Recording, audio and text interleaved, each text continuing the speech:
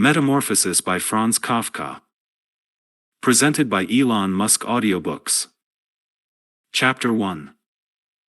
One morning, when Gregor Samsa woke from troubled dreams, he found himself transformed in his bed into a horrible vermin. He lay on his armor-like back, and if he lifted his head a little he could see his brown belly, slightly domed and divided by arches into stiff sections. The bedding was hardly able to cover it and seemed ready to slide off any moment. His many legs, pitifully thin compared with the size of the rest of him, waved about helplessly as he looked. "What's happened to me?" he thought. It wasn't a dream. His room, a proper human room although a little too small, lay peacefully between its four familiar walls. A collection of textile samples lay spread out on the table. Samsa was a traveling salesman, and above it there hung a picture that he had recently cut out of an illustrated magazine and housed in a nice, gilded frame. It showed a lady fitted out with a fur hat and fur boa who sat upright, raising a heavy fur muff that covered the whole of her lower arm. Towards the viewer. Gregor then turned to look out the window at the dull weather. Drops of rain could be heard hitting the pane, which made him feel quite sad. "How about if I sleep a little bit longer and forget all this nonsense," he thought, but that was something he was unable to do because he was used to sleeping on his right, and in his present state couldn't get into that position. However hard he threw himself onto his right, he always rolled back to where he was. He must have tried it 100 times, shut his eyes so that he wouldn't have to look at the floundering legs, and only stopped when he began to feel a mild, dull pain there that he had never felt before.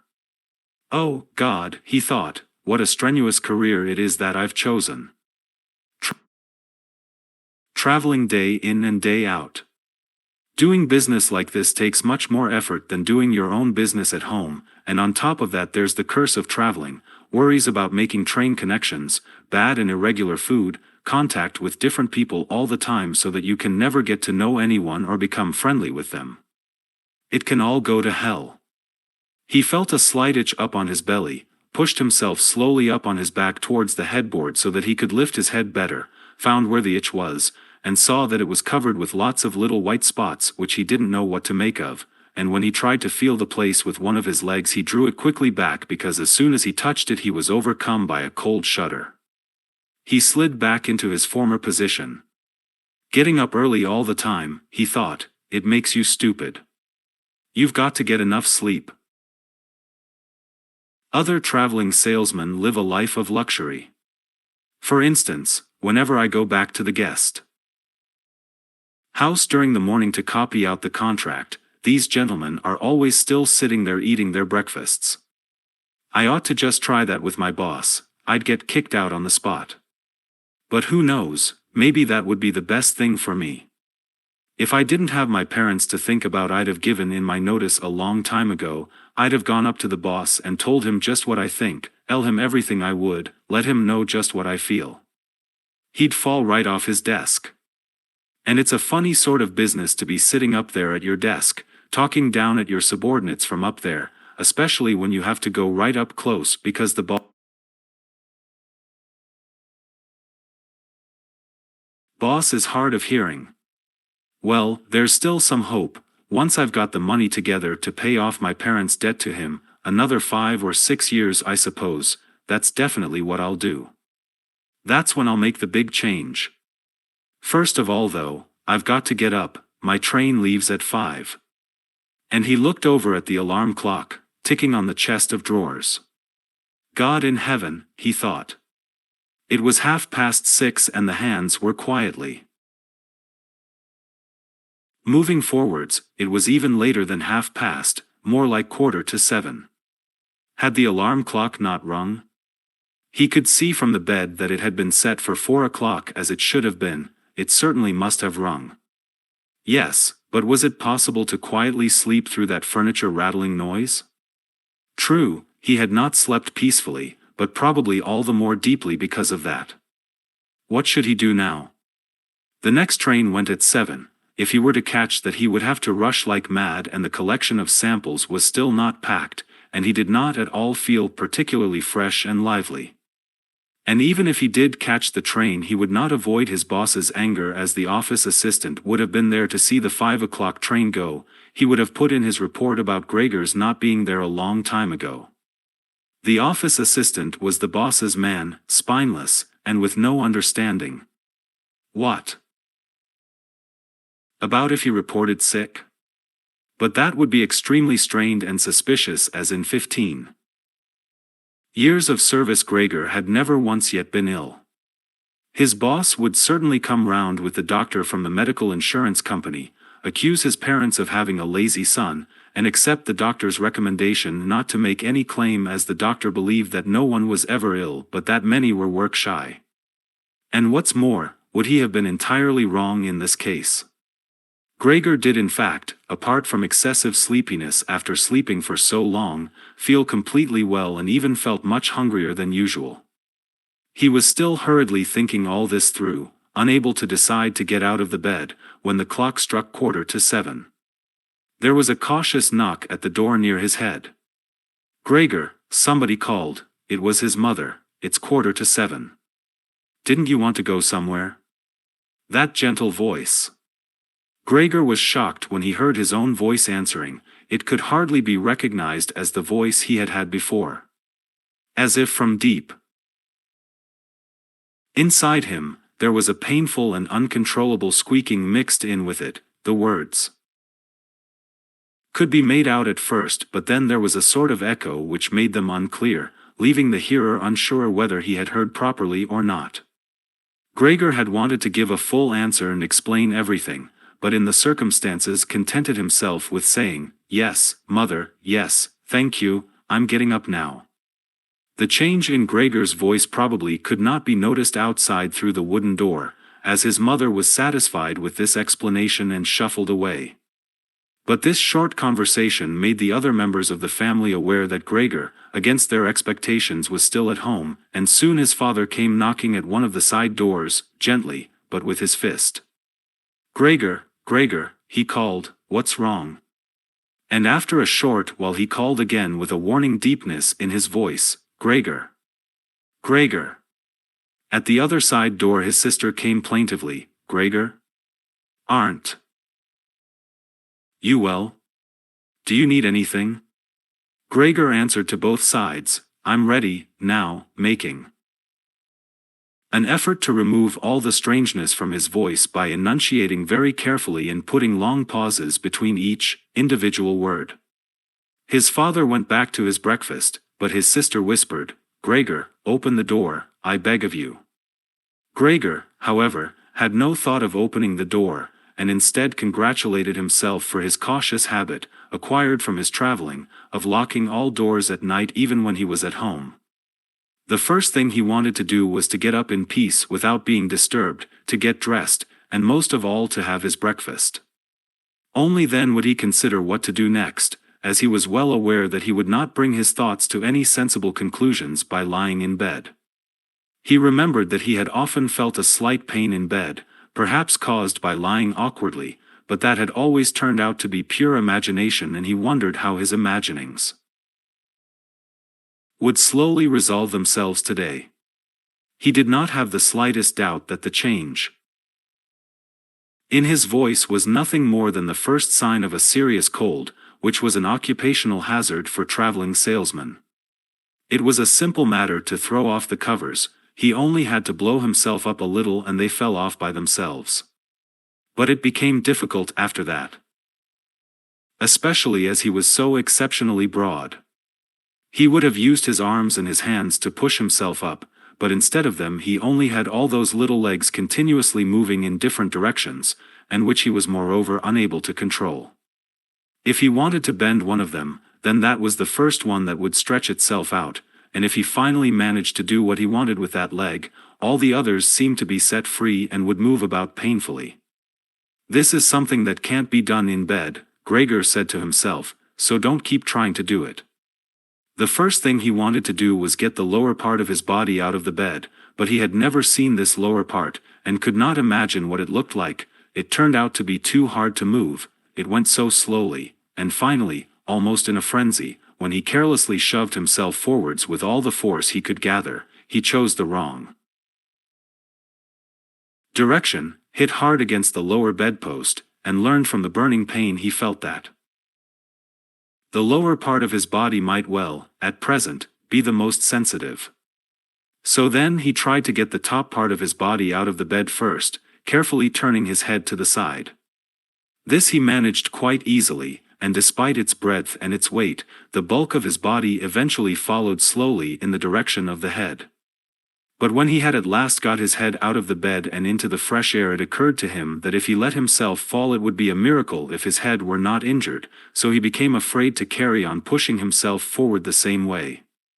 And he could not knock himself out now at any price, better to stay in bed than lose consciousness. It took just as much effort to get back to where he had been earlier, but when he lay there sighing, and was once more watching his legs as they struggled against each other even harder than before, if that was possible, he could think of no way of bringing peace and order to this chaos. He told himself once more that it was not possible for him to stay in bed, and that the most sensible thing to do would be to get free of it in whatever way he could, at whatever sacrifice. At the same time, though, he did not forget to remind himself that calm consideration was much better than rushing to desperate conclusions. At times like this he would direct his eyes to the window and look out as clearly as he could, but unfortunately, even the other side of the narrow street was enveloped in morning fog, and the view had little confidence or cheer to offer him. 7 o'clock, already, he said to himself when the clock struck again, 7 o'clock, and there's still a fog like this. And he lay there quietly a while longer, breathing lightly as if he perhaps expected the total stillness to bring things back to their real and natural state. But then he said to himself, before it strikes 7:15 I'll definitely have to have got properly out of bed. And by then somebody will have come round from work to ask what's happened to me, as well, as they open up at work before 7 o'clock. And so he set himself to the task of swinging the entire length of his body out of the bed all at the same time. If he succeeded in falling out of bed in this way and kept his head raised as he did so, he could probably avoid injuring it. His back seemed to be quite hard, and probably nothing would happen to it falling onto the carpet. His main concern was for the loud noise he was bound to make, and which even through all the doors would probably raise concern if not alarm. But it was something that had to be risked.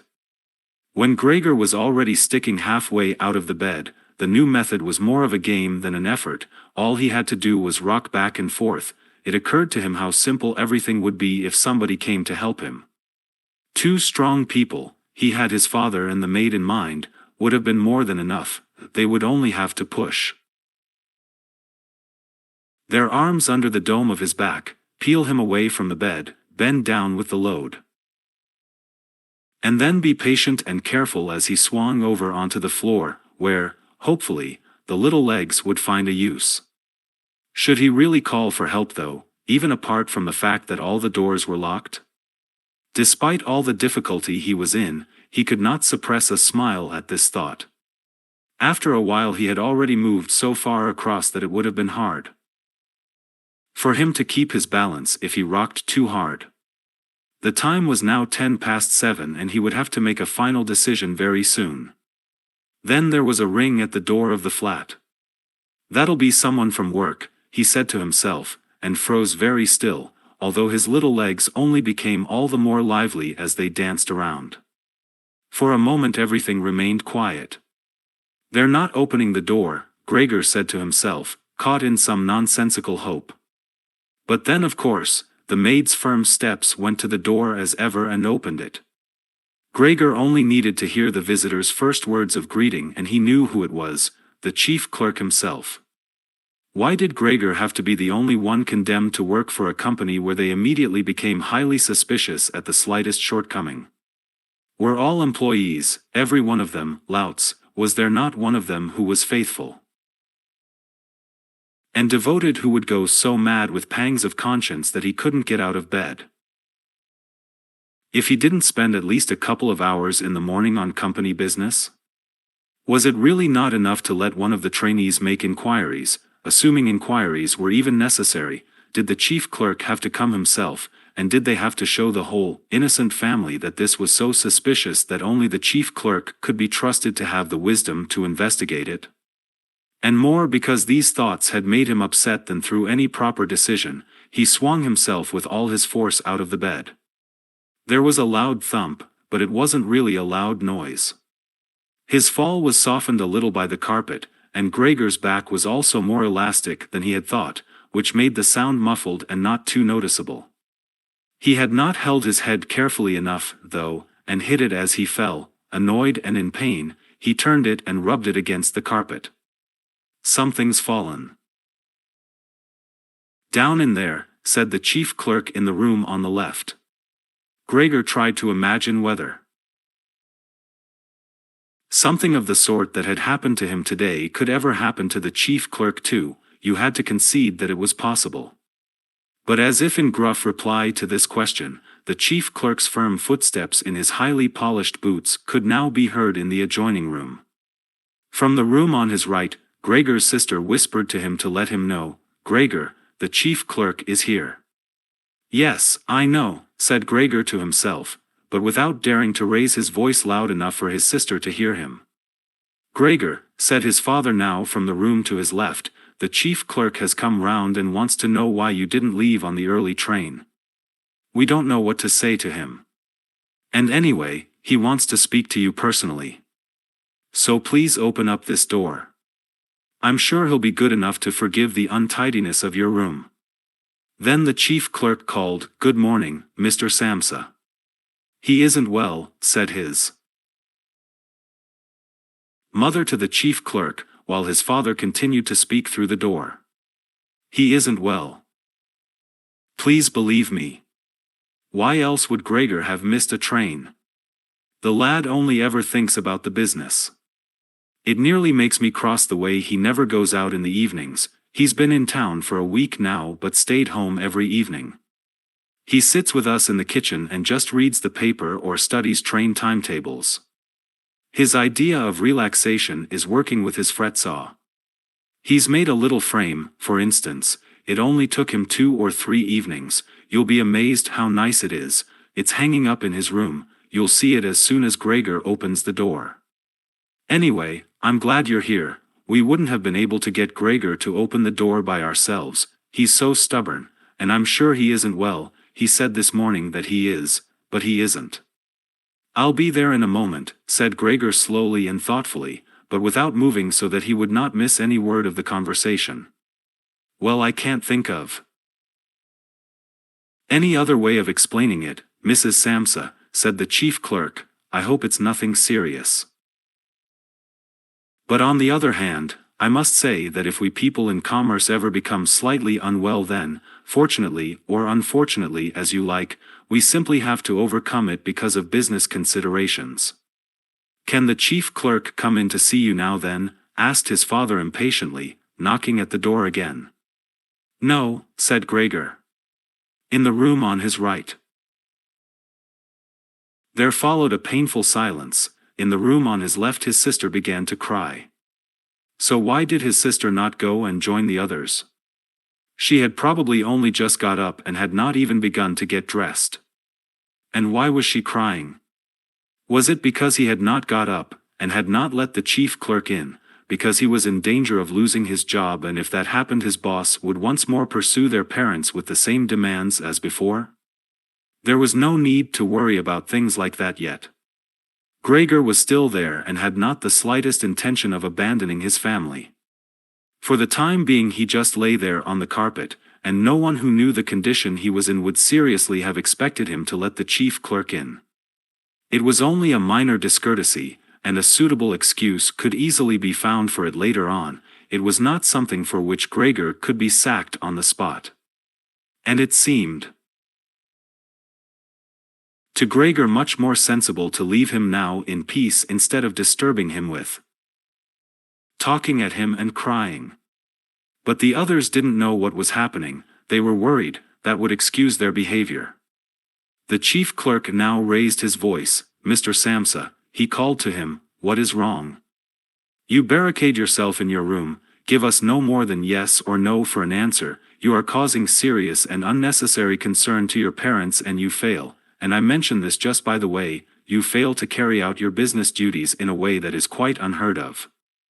I'm speaking here on behalf of your parents and of your employer, and really must request a clear and immediate explanation. I am astonished, quite astonished. I thought I knew you as a calm and sensible person, and now you suddenly seem to be showing off with peculiar whims. This morning, your employer did suggest a possible reason for your failure to appear. It's true, it had to do with the money that was recently entrusted to you, but I came near to giving him my word of honor that that could not be the right explanation. But now that I see your incomprehensible stubbornness, I no longer feel any wish whatsoever to intercede on your behalf. And nor is your position all that secure. I had originally intended to say all this to you in private, but since you cause me to waste my time here for no good reason, I don't see why your parents should not also learn of it. Your turnover has been very unsatisfactory of late. I grant you that it's not the time of year to do especially good business, we recognize that, but there simply is no time of year to do no business at all, Mr. Samsa, we cannot allow there to be. But sir, called Gregor, beside himself and forgetting all else in the excitement, I'll open up immediately, just a moment. I'm slightly unwell, an attack of dizziness, I haven't been able to get up. I'm still in bed now. I'm quite fresh again now, though. I'm just getting out of bed. Just a moment. Be patient. It's not quite as easy as I'd thought. I'm quite all right now, though. It's shocking, what can suddenly happen to a person. I was quite all right last night, my parents know about it, perhaps better than me, I had a small symptom of it last night already. They must have noticed it. I don't know why I didn't let you know at work. But you always think you can get over an illness without staying at home. Please, don't make my parents suffer. There's no basis for any of the accusations you're making, nobody's ever said a word to me about any of these things. Maybe you haven't read the latest contracts I sent in. I'll set off with the 8 o'clock train, as well, these few hours of rest have given me strength. You don't need to wait, sir. I'll be in the office soon after you, and please be so good as to tell that to the boss and recommend me to him. And while Gregor gushed out these words, hardly knowing what he was saying, he made his way over to the chest of drawers. This was easily done, probably because of the practice he had already had in bed, where he now tried to get himself upright. He really did want to open the door, really did want to let them see him and to speak with the chief clerk. The others were being so insistent, and he was curious to learn what they would say when they caught sight of him. If they were shocked, then it would no longer be Gregor's responsibility and he could rest. If, however, they took everything calmly, he would still have no reason to be upset, and if he hurried he really could be at the station for 8 o'clock. The first few times he tried to climb up on the smooth chest of drawers he just slid down again, but he finally gave himself one last swing and stood there upright. The lower part of his body was in serious pain, but he no longer gave any attention to it. Now he let himself fall against the back of a nearby chair and held tightly to the edges of it with his little legs. By now he had also calmed down, and kept quiet so that he could listen to what the chief clerk was saying. Did you understand a word of all that? The chief clerk asked his parents. Surely he's not trying to make fools of us. Oh, God, called his mother, who was already in tears, he could be seriously ill and we're making him suffer. Greta! Greta, she then cried. Mother, his sister called from the other side. They communicated across Gregor's room. You'll have to go for the doctor straight away. Gregor is ill. Quick, get the doctor. Did you hear the way Gregor spoke just now? That was the voice of an animal, said the chief clerk, with a calmness that was in contrast with his mother's screams. Anna! Anna, his father called into the kitchen through the entrance hall, clapping his hands, get a locksmith here, now. And the two girls, their skirts swishing, immediately ran out through the hall, wrenching open the front door of the flat as they went. How had his sister managed to get dressed so quickly? There was no sound of the door banging shut again. They must have left it open. People often do in homes where something awful has happened. Gregor, in contrast, had become much calmer. So they couldn't understand his words anymore, although they seemed clear enough to him, clearer than before. Perhaps his ears had become used to the sound. They had realized, though, that there was something wrong with him, and were ready to help. The first response to his situation had been confident and wise, and that made him feel better. He felt that he had been drawn back in among people, and from the doctor and the locksmith he expected great and surprising achievements, although he did not really distinguish one from the other. Whatever was said next would be crucial, so, in order to make his voice as clear as possible, he coughed a little, but taking care to do this not too loudly, as even this might well sound different from the way that a human coughs, and he was no longer sure he could judge this for himself. Meanwhile, it had become very quiet in the next room. Perhaps his parents were sat at the table whispering with the chief clerk, or perhaps they were all pressed against the door and listening. Gregor slowly pushed his way over to the door with the chair. Once there he let go of it and threw himself onto the door, holding himself upright against it using the adhesive on the tips of his legs. He rested there a little while to recover from the effort involved and then set himself to the task of turning the key in the lock with his mouth. He seemed, unfortunately, to have no proper teeth. How was he, then, to grasp the key? But the lack of teeth was, of course, made up for with a very strong jaw. Using the jaw, he really was able to start the key turning, ignoring the fact that he must have been causing some kind of damage as a brown fluid came from his mouth, flowed over the key and dripped onto the floor. "Listen," said the chief clerk in the next room, "he's turning the key." Gregor was greatly encouraged by this, but they all should have been calling to him, his father and his mother too. "Well done, Gregor," they should have cried, "keep at it, keep hold of the lock." And with the idea that they were all excitedly following his efforts, he bit on the key with all his strength, paying no attention to the pain he was causing himself. As the key turned round he turned around the lock with it, only holding himself upright with his mouth, and hung onto the key or pushed it down again with the whole weight of his body as needed. The clear sound of the lock as it snapped back was Gregor's sign that he could break his concentration, and as he regained his breath he said to himself, "So, I didn't need the locksmith after all." Then he lay his head on the handle of the door to open it completely. Because he had to open the door in this way, it was already wide open before he could be seen. He had first to slowly turn himself around one of the double doors, and he had to do it very carefully if he did not want to fall flat on his back before entering the room.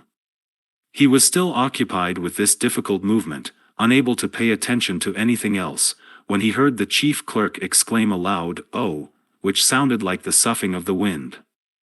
Now he also saw him. He was the nearest to the door, his hand pressed against his open mouth and slowly retreating as if driven by a steady and invisible force.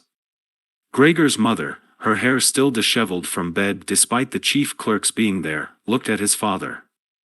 Then she unfolded her arms, took 2 steps forward towards Gregor and sank down onto the floor into her skirts that spread themselves out around her as her head disappeared down onto her breast. His father looked hostile, and clenched his fists as if wanting to knock Gregor back into his room. Then he looked uncertainly round the living room, covered his eyes with his hands and wept so that his powerful chest shook. So Gregor did not go into the room, but leant against the inside of the other door which was still held bolted in place. In this way only half of his body could be seen, along with his head above it which he leant over to one side as he peered out at the others. Meanwhile the day had become much lighter. Part of the endless, grey-black building on the other side of the street, which was a hospital, could be seen quite clearly with the austere and regular line of windows piercing its facade. The rain was still falling, now throwing down large, individual droplets which hit the ground one at a time.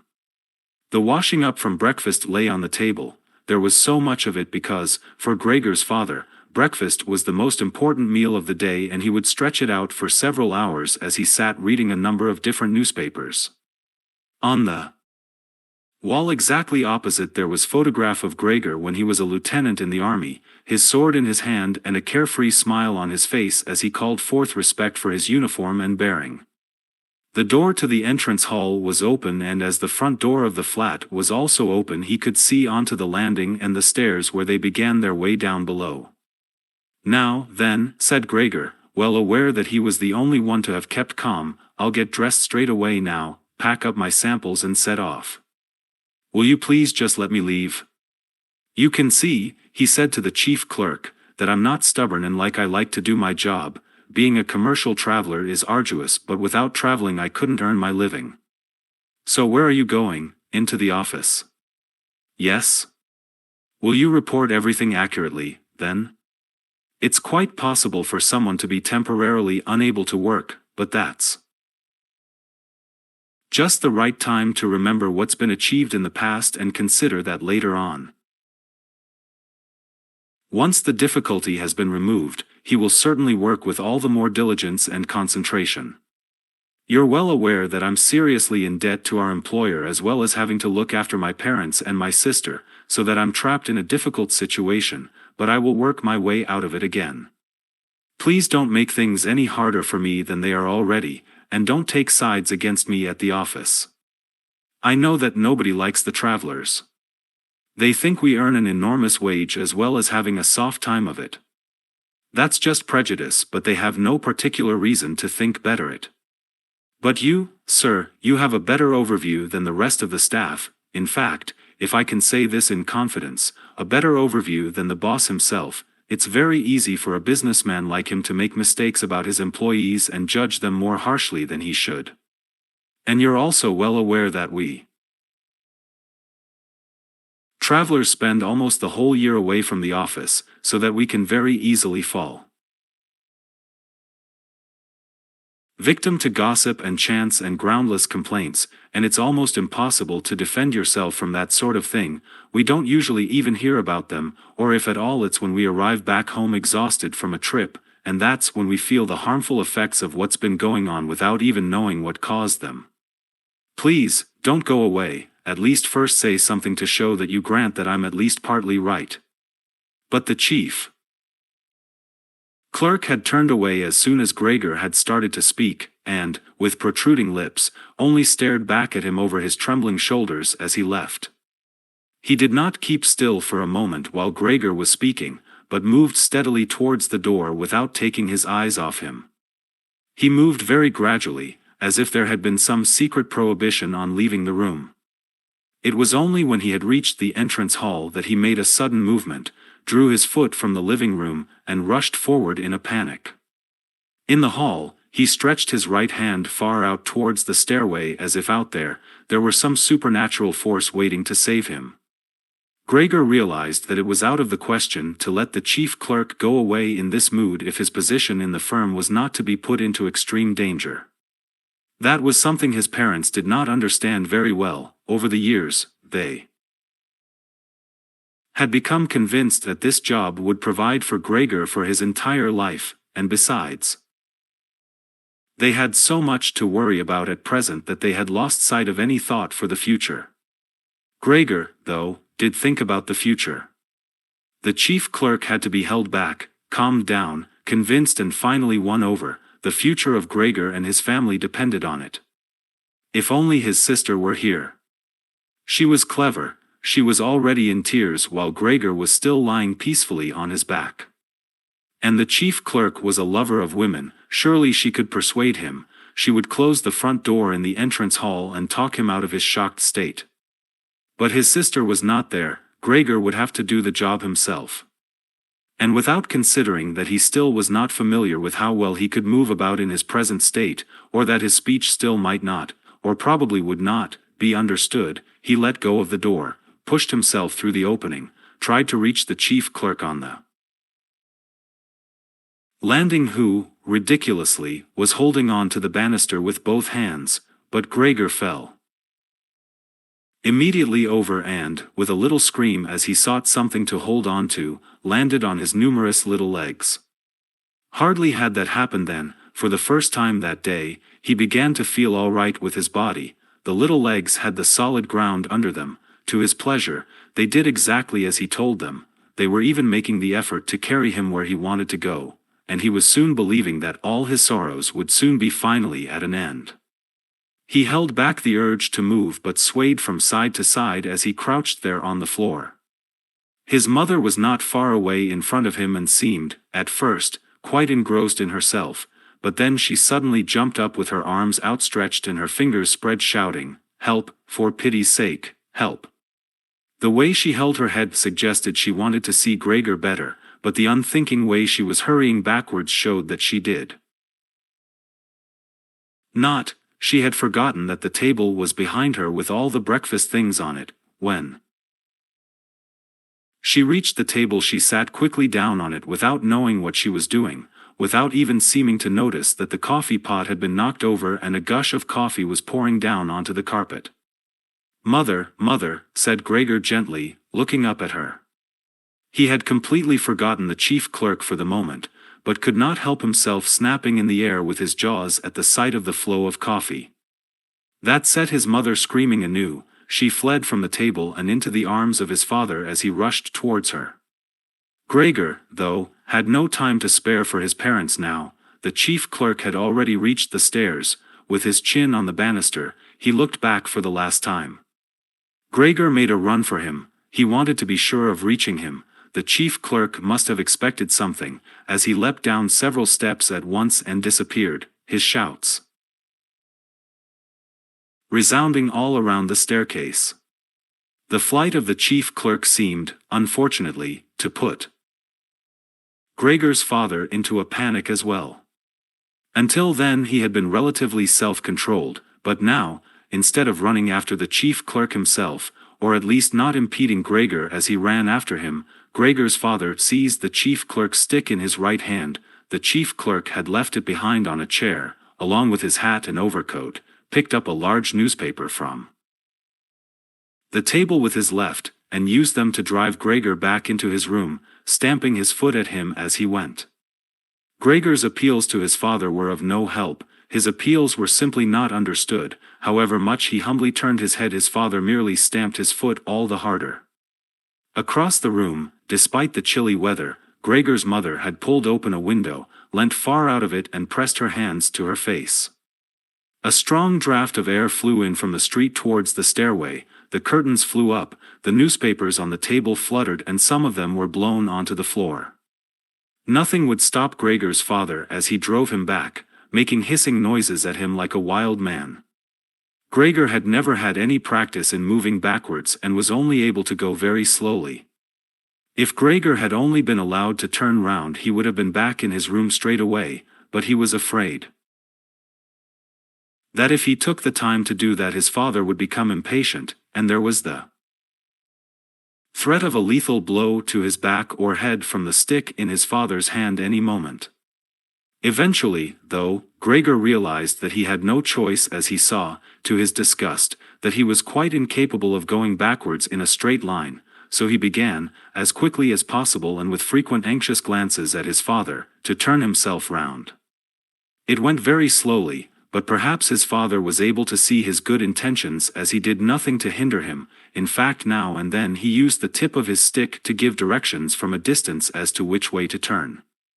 If only his father would stop that unbearable hissing. It was making Gregor quite confused. When he had nearly finished turning round, still listening to that hissing, he made a mistake and turned himself back a little the way he had just come. He was pleased when he finally had his head in front of the doorway, but then saw that it was too narrow, and his body was too broad to get through it without further difficulty. In his present mood, it obviously did not occur to his father to open the other of the double doors so that Gregor would have enough space to get through. He was merely fixed on the idea that Gregor should be got back into his room as quickly as possible. Nor would he ever have allowed Gregor the time to get himself upright as preparation for getting through the doorway. What he did, making more noise than ever, was to drive Gregor forwards all the harder as if there had been nothing in the way. It sounded to Gregor as if there was now more than one father behind him. It was not a pleasant experience, and Gregor pushed himself into the doorway without regard for what might happen. One side of his body lifted itself, he lay at an angle in the doorway, one flank scraped on the white door and was painfully injured, leaving vile brown flecks on it. Soon he was stuck fast and would not have been able to move at all by himself. The little legs along one side hung quivering in the air, while those on the other side were pressed painfully against the ground. Then his father gave him a hefty shove from behind which released him from where he was held and sent him flying, and heavily bleeding, deep into his room.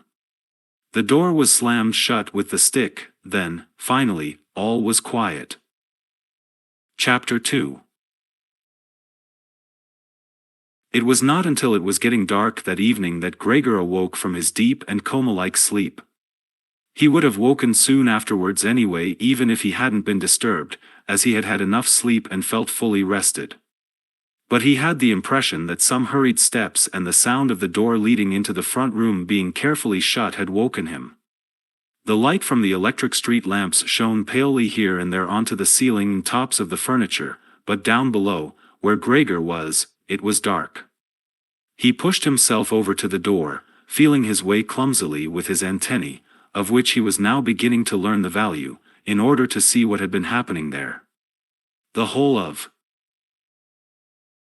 his left side seemed like one painfully stretched scar, and he limped badly on his 2 rows of legs.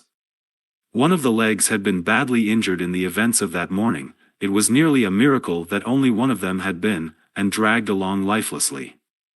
It was only when he had reached the door that he realized what it actually was that had drawn him over to it. It was the smell of something to eat. By the door there was a dish filled with sweetened milk with little pieces of white bread floating in it. He was so pleased he almost laughed, as he was even hungrier than he had been that morning, and immediately dipped his head into the milk, nearly covering his eyes with it. But he soon drew his head back again in disappointment. Not only did the pain in his tender left side make it difficult to eat the food, he was only able to eat if his whole body worked together as a snuffling whole, but the milk did not taste at all nice. Milk like this was normally his favorite drink, and his sister had certainly left it there for him because of that, but he turned, almost against his own will, away from the dish and crawled back into the center of the room. Through the crack in the door, Gregor could see that the gas had been lit in the living room. His father at this time would normally be sat with his evening paper, reading it out in a loud voice to Gregor's mother, and sometimes to his sister, but there was now not a sound to be heard. Gregor's sister would often write and tell him about this reading, but maybe his father had lost the habit in recent times. It was so quiet all around too, even though there must have been somebody in the flat. What a quiet life it is the family lead, said Gregor to himself, and, gazing into the darkness, felt a great pride that he was able to provide a life like that in such a nice home for his sister and parents. But what now, if all this peace and wealth and comfort should come to a horrible and frightening end? That was something that Gregor did not want to think about too much, so he started to move about, crawling up and down the room. Once during that long evening, the door on one side of the room was opened very slightly and hurriedly closed again. Later on the door on the other side did the same. It seemed that someone needed to enter the room but thought better of it. Gregor went and waited immediately by the door, resolved either to bring the timorous visitor into the room in some way or at least to find out who it was, but the door was opened no more that night and Gregor waited in vain. The previous morning while the doors were locked everyone had wanted to get in there to him, but now that he had opened up one of the doors and the other had clearly been unlocked some time during the day, no one came, and the keys were in the other sides. It was not until late at night that the gaslight in the living room was put out, and now it was easy to see that parents and sister had stayed awake all that time, as they all could be distinctly heard as they went away together on tiptoe. It was clear that no one would come into Gregor's room any more until morning. That gave him plenty of time to think undisturbed about how he would have to rearrange his life. For some reason, the tall, empty room where he was forced to remain made him feel uneasy as he lay there flat on the floor, even though he had been living in it for 5 years. Hardly aware of what he was doing other than a slight feeling of shame, he hurried under the couch. It pressed down on his back a little, and he was no longer able to lift his head, but he nonetheless felt immediately at ease, and his only regret was that his body was too broad to get it all underneath. He spent the whole night there. Some of the time he passed in a light sleep, although he frequently woke from it in alarm because of his hunger, and some of the time was spent in worries and vague hopes which, however, always led to the same conclusion: for the time being he must remain calm. He must show patience and the greatest consideration so that his family could bear the unpleasantness that he, in his present condition, was forced to impose on them. Gregor soon had the opportunity to test the strength of his decisions, as early the next morning, almost before the night had ended, his sister, nearly fully dressed, opened the door from the front room and looked anxiously in. She did not see him straight away, but when she did notice him under the couch, he had to be somewhere, for God's sake, he couldn't have flown away. She was so shocked that she lost control of herself and slammed the door shut again from outside. But she seemed to regret her behavior, as she opened the door again straight away and came in on tiptoe as if entering the room of someone seriously ill or even of a stranger. Gregor had pushed his head forward, right to the edge of the couch, and watched her. Would she notice that he had left the milk as it was, realize that it was not from any lack of hunger, and bring him in some other food that was more suitable? If she didn't do it herself, he would rather go hungry than draw her attention to it, although he did feel a terrible urge to rush forward from under the couch, throw himself at his sister's feet and beg her for something good to eat. However, his sister noticed the full dish immediately and looked at it and the few drops of milk splashed around it with some surprise. She immediately picked it up, using a rag, not her bare hands, and carried it out. Gregor was extremely curious as to what she would bring in its place, imagining the wildest possibilities, but he never could have guessed what his sister, in her goodness, actually did bring. In order to test his taste, she brought him a whole selection of things, all spread out on an old newspaper. There were old, half-rotten vegetables, bones from the evening meal, covered in white sauce that had gone hard, a few raisins and almonds, some cheese that Gregor had declared inedible 2 days before, a dry roll and some bread spread with butter and salt. As well as all that, she had poured some water into the dish, which had probably been permanently set aside for Gregor's use, and placed it beside them. Then, out of consideration for Gregor's feelings, as she knew that he would not eat in front of her, she hurried out again and even turned the key in the lock so that Gregor would know he could make things as comfortable for himself as he liked. Gregor's little legs whirred. At last he could eat. What's more, his injuries must already have completely healed, as he found no difficulty in moving. This amazed him, as more than a month earlier he had cut his finger slightly with a knife. He thought of how his finger had still hurt the day before yesterday. Am I less sensitive than I used to be, then? He thought, and was already sucking greedily at the cheese which had immediately, almost compellingly, attracted him much more than the other foods on the newspaper. Quickly, one after another, his eyes watering with pleasure, he consumed the cheese, the vegetables and the sauce. The fresh foods, on the other hand, he didn't like at all, and even dragged the things he did want to eat a little way away from them because he couldn't stand the smell. Long after he had finished eating and lay lethargic in the same place, his sister slowly turned the key in the lock as a sign to him that he should withdraw. He was immediately startled, although he had been half asleep, and he hurried back under the couch. But he needed great self-control to stay there even for the short time that his sister was in the room, as eating so much food had rounded out his body a little and he could hardly breathe in that narrow space. Half suffocating, he watched with bulging eyes as his sister unself-consciously took a broom and swept up the leftovers, mixing them in with the food he had not even touched at all as if it could not be used any more. She quickly dropped it all into a bin, closed it with its wooden lid, and carried everything out.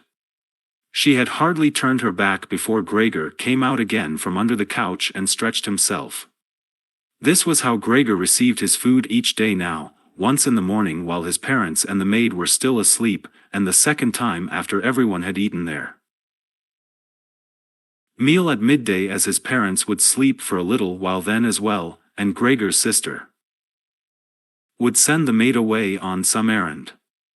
Gregor's father and mother certainly did not want him to starve either, but perhaps it would have been more than they could stand to have any more experience of his feeding than being told about it, and perhaps his sister wanted to spare them what distress she could as they were indeed suffering enough.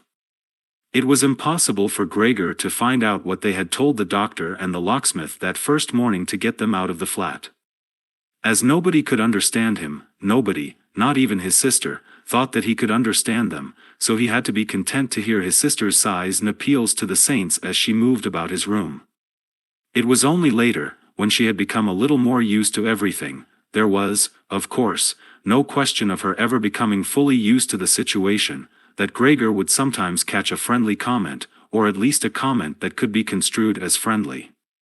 "He's enjoyed his dinner today," she might say when he had diligently cleared away all the food left for him, or if he left most of it, which slowly became more and more frequent, she would often say, sadly, "Now everything's just been left there again." Although Gregor wasn't able to hear any news directly, he did listen to much of what was said in the next rooms, and whenever he heard anyone speaking he would scurry straight to the appropriate door and press his whole body against it. There was seldom any conversation, especially at first, that was not about him in some way, even if only in secret. For 2 whole days, all the talk at every mealtime was about what they should do now, but even between meals they spoke about the same subject as there were always at least 2 members of the family at home. Nobody wanted to be at home by themselves and it was out of the question to leave the flat entirely empty. And on the very first day the maid had fallen to her knees and begged Gregor's mother to let her go without delay. It was not very clear how much she knew of what had happened, but she left within a quarter of an hour, tearfully thanking Gregor's mother for her dismissal as if she had done her an enormous service.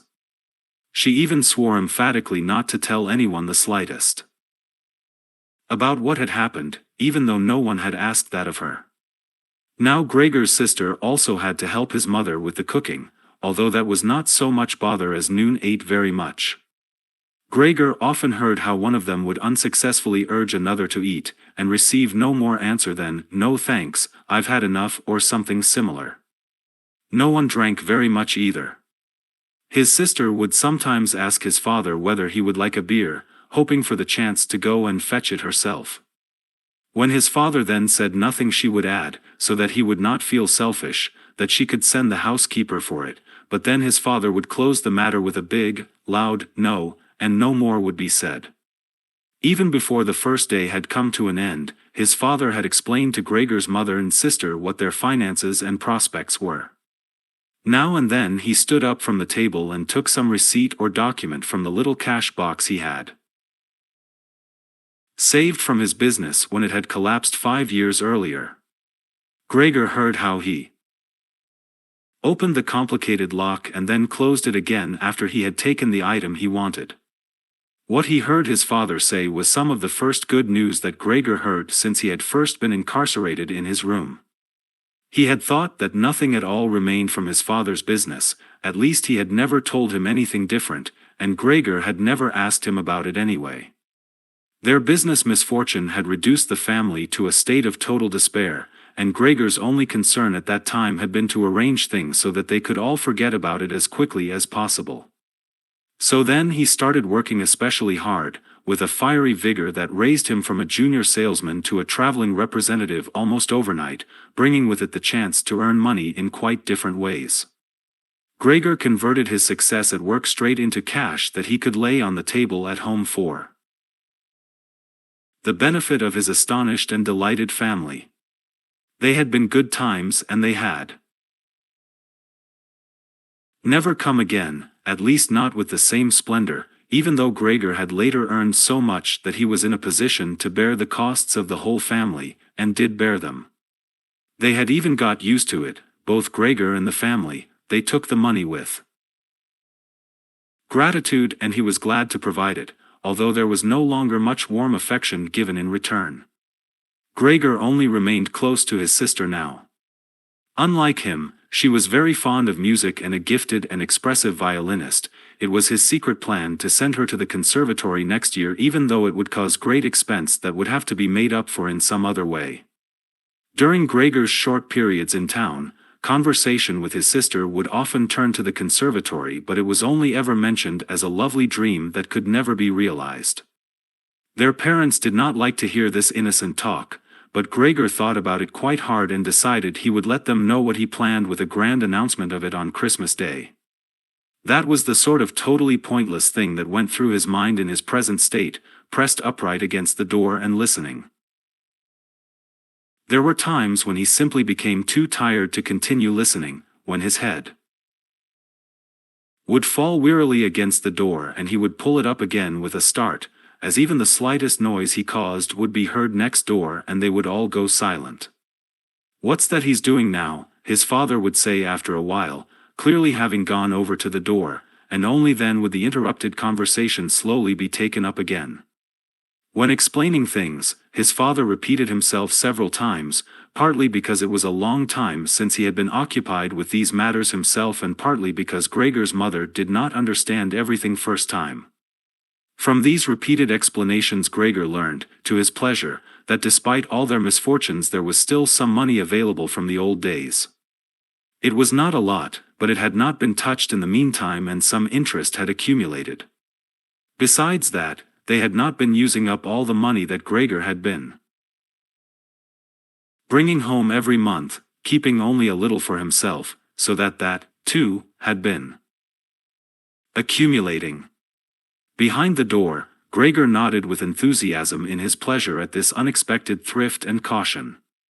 He could actually have used this surplus money to reduce his father's debt to his boss, and the day when he could have freed himself from that job would have come much closer, but now it was certainly better the way his father had done things.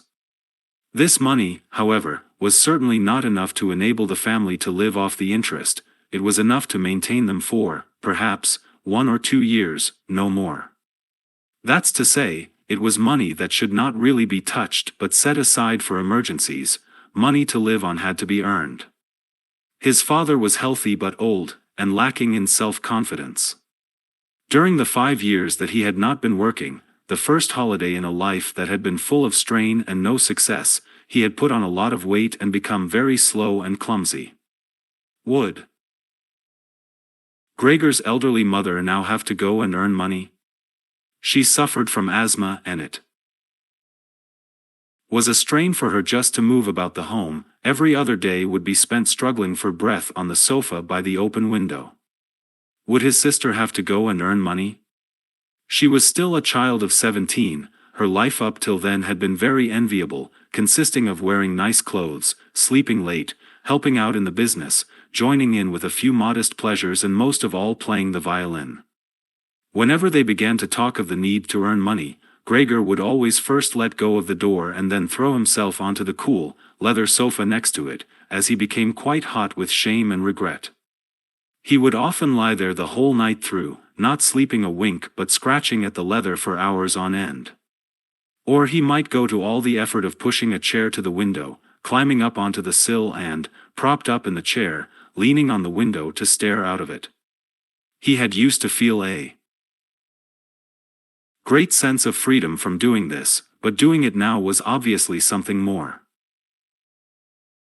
remembered than experienced, as what he actually saw in this way was becoming less distinct every day, even things that were quite near. He had used to curse the ever-present view of the hospital across the street, but now he could not see it at all, and if he had not known that he lived in Charlottenstrasse, which was a quiet street despite being in the middle of the city, he could have thought that he was looking out the window at a barren waste where the gray sky and the gray earth mingled inseparably. His observant sister only needed to notice the chair twice before she would always push it back to its exact position by the window after she had tidied up the room, and even left the inner pane of the window open from then on. If Gregor had only been able to speak to his sister and thank her for all that she had to do for him, it would have been easier for him to bear it, but as it was, it caused him pain. His sister, naturally, tried as far as possible to pretend there was nothing burdensome about it, and the longer it went on, of course, the better she was able to do so, but as time went by, Gregor was also able to see through it all so much better. It had even become very unpleasant for him, now, whenever she entered the room. No sooner had she come in than she would quickly close the door as a precaution so that no one would have to suffer the view into Gregor's room. Then she would go straight to the window and pull it hurriedly open, almost as if she were suffocating. Even if it was cold, she would stay at the window breathing deeply for a little while. She would alarm Gregor twice a day with this running about and noise making. He would stay under the couch shivering the whole while, knowing full well that she would certainly have liked to spare him this ordeal, but it was impossible for her to be in the same room with him with the windows closed. One day, about a month after Gregor's transformation, when his sister no longer had any particular reason to be shocked at his appearance, she came into the room a little earlier than usual and found him still staring out the window, motionless, and just where he would be most horrible.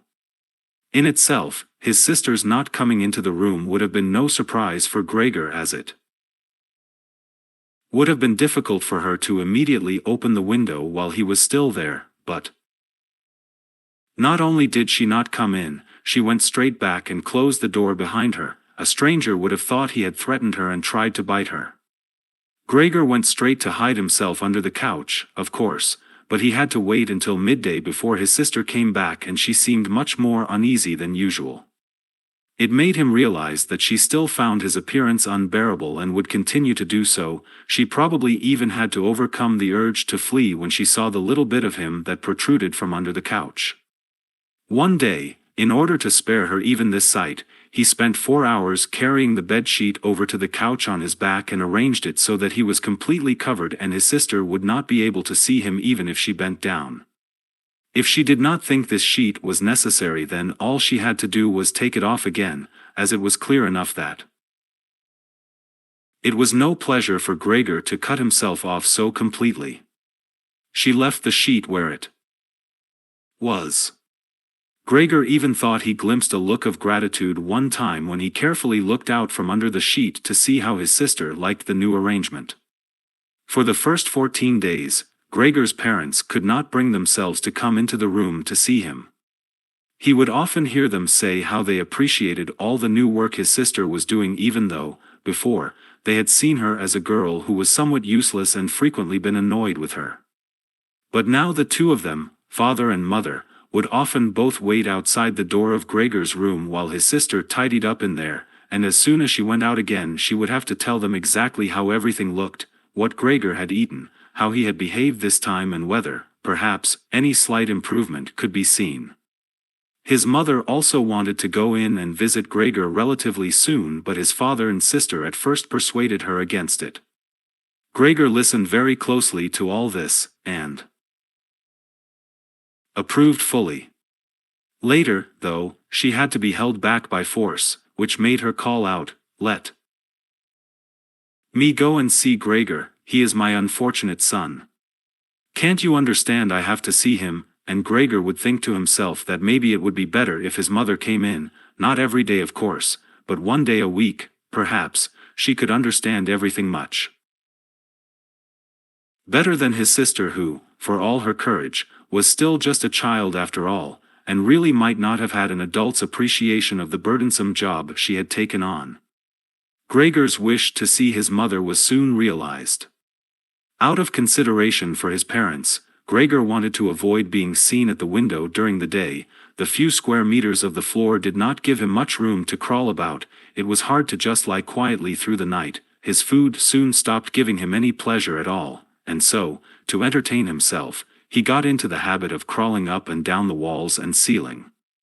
He was especially fond of hanging from the ceiling. It was quite different from lying on the floor. He could breathe more freely, his body had a light swing to it, and up there, relaxed and almost happy, it might happen that he would surprise even himself by letting go of the ceiling and landing on the floor with a crash. But now, of course, he had far better control of his body than before and, even with a fall as great as that, caused himself no damage. Very soon his sister noticed Gregor's new way of entertaining himself. He had, after all, left traces of the adhesive from his feet as he crawled about, and got it into her head to make it as easy as possible for him by removing the furniture that got in his way, especially the chest of drawers and the desk. Now, this was not something that she would be able to do by herself. She did not dare to ask for help from her father. The 16-year-old maid had carried on bravely since the cook had left, but she certainly would not have helped in this. She had even asked to be allowed to keep the kitchen locked at all times and never to have to open the door unless it was especially important. So his sister had no choice but to choose some time when Gregor's father was not there and fetch his mother to help her. As she approached the room, Gregor could hear his mother express her joy, but once at the door she went silent. First, of course, his sister came in and looked round to see that everything in the room was all right, and only then did she let her mother enter. Gregor had hurriedly pulled the sheet down lower over the couch and put more folds into it so that everything really looked as if it had just been thrown down by chance. Gregor also refrained, this time, from spying out from under the sheet. He gave up the chance to see his mother until later and was simply glad that she had come. "You can come in, he can't be seen," said his sister, obviously leading her in by the hand. The old chest of drawers was too heavy for a pair of feeble women to be heaving about, but Gregor listened as they pushed it from its place, his sister always taking on the heaviest part of the work for herself and ignoring her mother's warnings that she would strain herself. This lasted a very long time. After laboring at it for 15 minutes or more, his mother said it would be better to leave the chest where it was. For one thing, it was too heavy for them to get the job finished before Gregor's father got home, and leaving it in the middle of the room it would be in his way even more, and for another thing, it wasn't even sure that taking the furniture away would really be any help to him. She thought just the opposite. The sight of the bare walls saddened her right to her heart, and why wouldn't Gregor feel the same way about it? He'd been used to this furniture in his room for a long time, and it would make him feel abandoned to be in an empty room like that.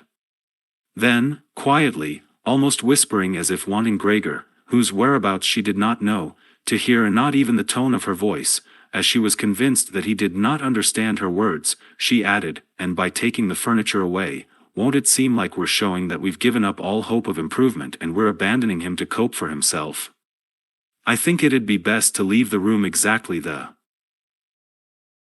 way it was before, so that when Gregor comes back to us again he'll find everything unchanged, and he'll be able to forget the time in between all the easier." Hearing these words from his mother made Gregor realize that the lack of any direct human communication, along with the monotonous life led by the family during these 2 months, must have made him confused. He could think of no other way of explaining to himself why he had seriously wanted his room emptied out.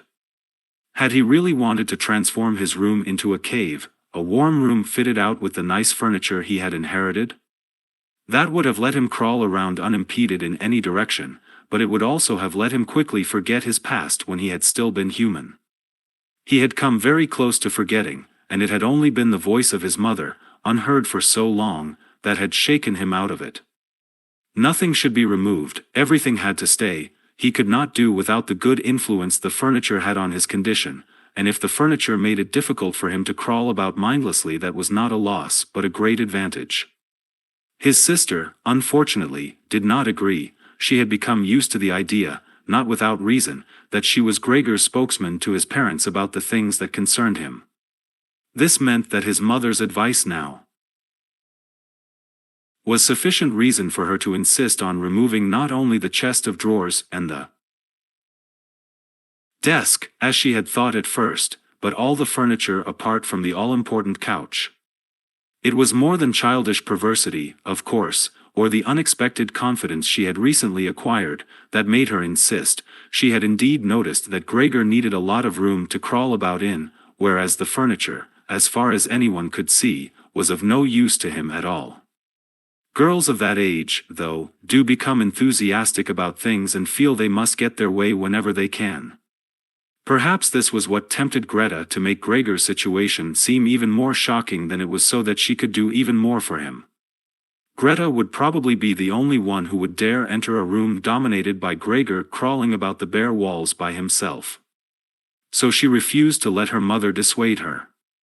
Gregor's mother already looked uneasy in his room. She soon stopped speaking and helped Gregor's sister to get the chest of drawers out with what strength she had.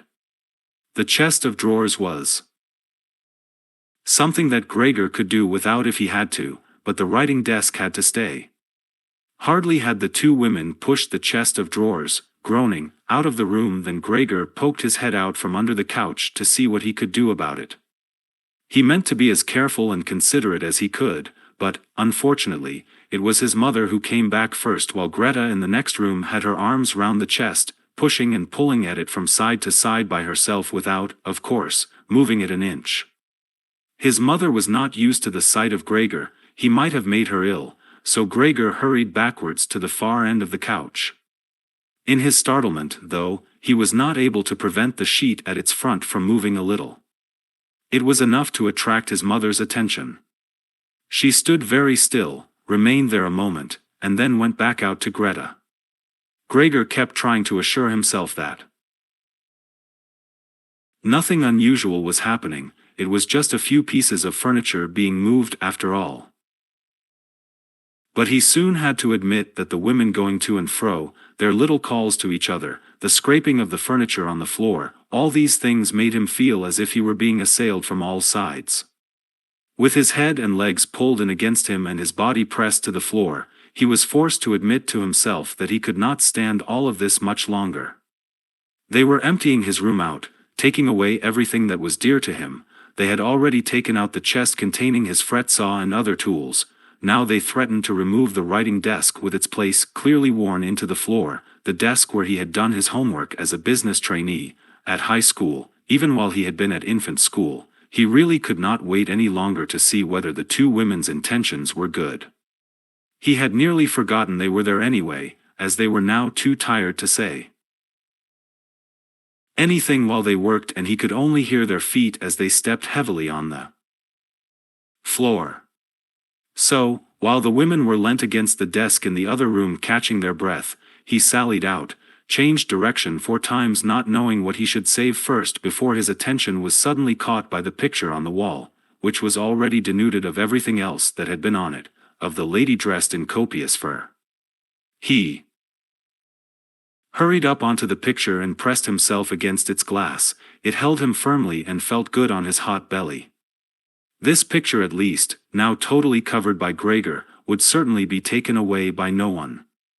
He turned his head to face the door into the living room so that he could watch the women when they came back. They had not allowed themselves a long rest and came back quite soon. Greta had put her arm around her mother and was nearly carrying her. "What shall we take now, then?" said Greta, and looked around. Her eyes met those of Gregor on the wall. Perhaps only because her mother was there, she remained calm, bent her face to her so that she would not look round, and said, albeit hurriedly and with a tremor in her voice, "Come on, let's go back in the living room for a while." Gregor could see what Greta had in mind. She wanted to take her mother somewhere safe and then chase him down from the wall. Well, she could certainly try it. He sat unyielding on his picture. He would rather jump at Greta's face. But Greta's words had made her mother quite worried. She stepped to one side, saw the enormous brown patch against the flowers of the wallpaper, and before she even realized it was Gregor that she saw, screamed, "Oh God, oh God." Arms outstretched, she fell onto the couch as if she had given up everything and stayed there immobile. "Gregor," shouted his sister, glowering at him and shaking her fist. That was the first word she had spoken to him directly since his transformation. She ran into the other room to fetch some kind of smelling salts to bring her mother out of her faint. Gregor wanted to help too. He could save his picture later, although he stuck fast to the glass and had to pull himself off by force. Then he, too, ran into the next room as if he could advise his sister like in the old days, but he had to just stand behind her doing nothing. She was looking into various bottles. He startled her when she turned round. A bottle fell to the ground and broke. A splinter cut Gregor's face. Some kind of caustic medicine splashed all over him. Now, without delaying any longer, Greta took hold of all the bottles she could and ran with them in to her mother. She slammed the door shut with her foot.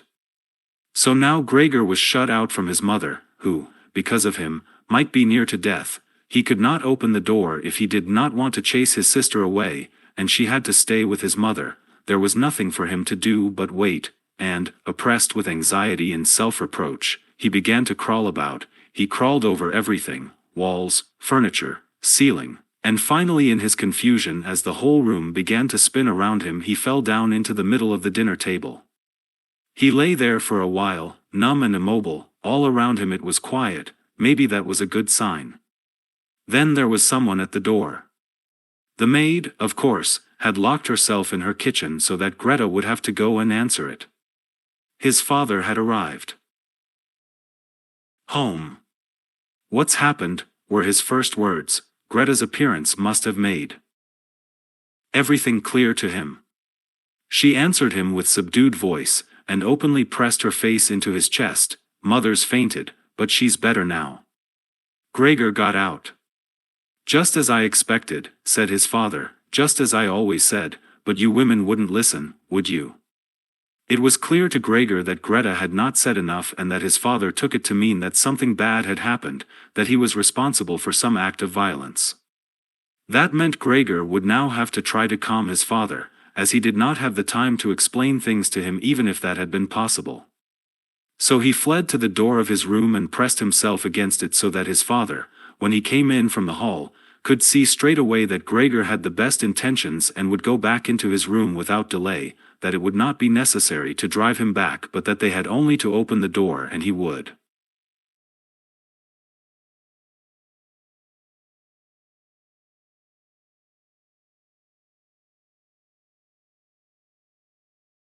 Stopped, scurried forwards again when he moved, even slightly. In this way they went round. Furniture full of notches and protrusions. Then, right beside him, lightly tossed, something flew down and rolled in front of him. It was an apple. Then another one immediately flew at him. Gregor froze in shock. There was no longer any point in running as his father had decided to bombard him.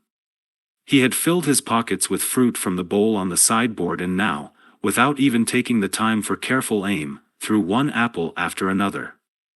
These little, red apples rolled about on the floor, knocking into each other as if they had electric motors. An apple thrown without much force glanced against Gregor's back and slid off without doing any harm. Another one, however, immediately following it, hit squarely and lodged in his back. Gregor wanted to drag himself away, as if he could remove the surprising, the incredible pain by changing his position, but he felt as if nailed to the spot and spread himself out, all his senses in confusion. The last thing he saw was the door of his room being pulled open. His sister was screaming. His mother ran out in front of her in her blouse, as his sister had taken off some of her clothes after she had fainted to make it easier for her to breathe. She ran to his father, her skirts unfastened and sliding one after another to the ground. Stumbling over the skirts, she pushed herself to his father, her arms around him, uniting herself with him totally. Now Gregor lost his ability to see anything, her hands behind his father's head begging him to spare Gregor's life. Chapter 3. No one dared to remove the apple lodged in Gregor's flesh, so it remained there as a visible reminder of his injury. He had suffered it there for more than a month, and his condition seemed serious enough to remind even his father that Gregor, despite his current sad and revolting form, was a family member who could not be treated as an enemy. On the contrary, as a family there was a duty to swallow any revulsion for him and to be patient, just to be patient. Because of his injuries, Gregor had lost much of his mobility, probably permanently. He had been reduced to the condition of an ancient invalid, and it took him long minutes to crawl across his room. Crawling over the ceiling was out of the question, but this deterioration in his condition was fully, in his opinion, made up for by the door to the living room being left open every evening. He got into the habit of closely watching it for 1 or 2 hours before it was opened, and then, lying in the darkness of his room where he could not be seen from the living room, he could watch the family in the light of the dinner table and listen to their conversation, with everyone's permission, in a way, and thus quite differently from before. They no longer held the lively conversations of earlier times, of course, the ones that Gregor always thought about with longing when he was tired and getting into the damp bed in some small hotel room. All of them were usually very quiet nowadays. Soon after dinner, his father would go to sleep in his chair, his mother and sister would urge each other to be quiet. His mother, bent deeply under the lamp, would sew fancy underwear for a fashion shop. His sister, who had taken a sales job, learned shorthand and French in the evening so that she might be able to get a better position later on. Sometimes his father would wake up and say to Gregor's mother, "You're doing so much sewing again today," as if he did not know that he had been dozing, and then he would go back to sleep again while mother and sister would exchange a tired grin. With a kind of stubbornness, Gregor's father refused to take his uniform off even at home. While his nightgown hung unused on its peg, Gregor's father would slumber where he was, fully dressed, as if always ready to serve and expecting to hear the voice of his superior even here. The uniform had not been new to start with, but as a result of this it slowly became even shabbier despite the efforts of Gregor's mother and sister to look after it. Gregor would often spend the whole evening looking at all the stains on this coat, with its gold buttons always kept polished and shiny, while the old man in it would sleep, highly uncomfortable but peaceful. As soon as it struck 10, Gregor's mother would speak gently to his father to wake him and try to persuade him to go to bed, as he couldn't sleep properly where he was and he really had to get his sleep if he was to be up at 6 to get to work. But since he had been in work he had become more obstinate and would always insist on staying longer at the table, even though he regularly fell asleep, and it was then harder than ever to persuade him to exchange the chair for his bed. Then, however much mother and sister would importune him with little reproaches and warnings, he would keep slowly shaking his head for a quarter of an hour with his eyes closed and refusing to get up. Gregor's mother would tug at his sleeve, whisper endearments into his ear. Gregor's sister would leave her work to help her mother, but nothing would have any effect on him. He would just sink deeper into his chair. Only when the two women took him under the arms he would abruptly open his eyes, look at them one after the other and say, "What a life! This is what peace I get in my old age." And supported by the two women he would lift himself up carefully as if he were carrying the greatest load himself, let the women take him to the door, send them off and carry on by himself, while Gregor's mother would throw down her needle and his sister her pen so that they could run after his father and continue being of help to him. Who, in this tired and overworked family, would have had time to give more attention to Gregor than was absolutely necessary? The household budget became even smaller, so now the maid was dismissed. An enormous, thick-boned charwoman with white hair that flapped around her head came every morning and evening to do the heaviest work. Everything else was looked after by Gregor's mother on top of the large amount of sewing work she did. Gregor even learned, listening to the evening conversation about what price they had hoped for, that several items of jewelry belonging to the family had been sold, even though both mother and sister had been very fond of wearing them at functions and celebrations. But the loudest complaint was that although the flat was much too big for their present circumstances, they could not move out of it. There was no imaginable way of transferring Gregor to the new address. He could see quite well, though, that there were more reasons than consideration for him that made it difficult for them to move.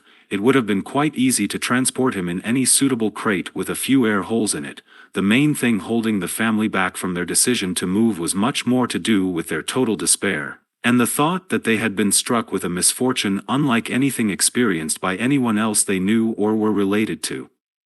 They carried out absolutely everything that the world expects from poor people. Gregor's father brought bank employees their breakfast, his mother sacrificed herself by washing clothes for strangers, his sister ran back and forth behind her desk at the behest of the customers, but they just did not have the strength to do any more. And the injury in Gregor's back began to hurt as much as when it was new. After they had come back from taking his father to bed, Gregor's mother and sister